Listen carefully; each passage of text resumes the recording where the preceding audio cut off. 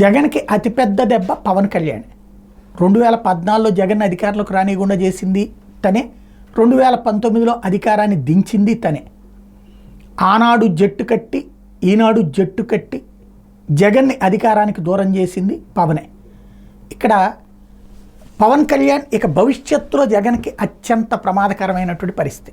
ఎందుకు అంటే పవన్ ఇప్పుడు అధికారం రుచి చూశారు, అలాగే ప్రజల నాడి పట్టుకోగలిగారు.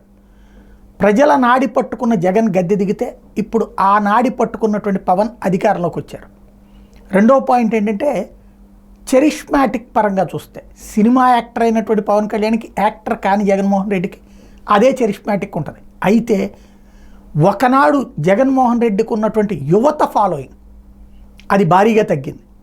యువతరంలో ఒకప్పుడు జగన్ అంటే ఒక భారీగా వాల్యూ.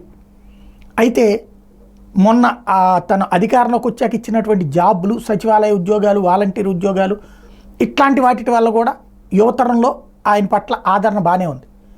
ఎప్పుడైతే ఆ తర్వాత రెండో ఏడాది నుంచి ఆశించిన జాబ్ క్యాలెండర్ దూరం అయిందో అప్పటి నుంచి యువతరం దూరం కావడం ఆరంభించారు. వాళ్ళు పవన్కి దగ్గర అవడం ప్రారంభించారు.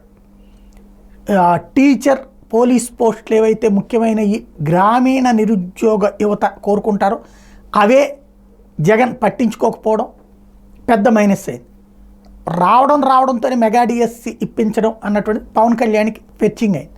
తద్వారా నిరుద్యోగ యువతలో ఇప్పుడు తను ఒక హీరో. పవన్ కళ్యాణ్ అంటే యువతరంలో పవన్ కళ్యాణ్ ఒక హీరో అయ్యారు. జగన్కి యువతరానికి సంబంధించిన సంఖ్య తగ్గింది.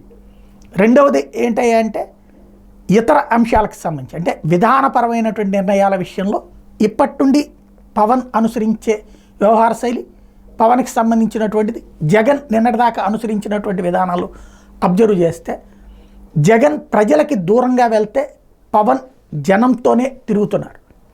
అంటే అంతకుముందు పాదయాత్రతో జనంలో ఉన్న జగన్ తర్వాతన చుట్టూ పరదాలు అన్నటువంటి ప్రచారం వచ్చినా పట్టించుకోకుండా సాగుతూ వచ్చాడు. చివరిలో సిద్ధం సభల తర్వాత జనంలో తిరిగినా అప్పటికే ఆయన మీద ఆ ముద్ర పడిపోయింది. అదే పవన్ కళ్యాణ్ పవర్ వచ్చిన తర్వాత అంత క్రేజ్తో ఉన్నప్పుడు కూడా తన చుట్టూ అట్లాంటిది అడ్డాలు లేకుండా చూసుకుంటున్నటువంటి పరిస్థితి ఉంది.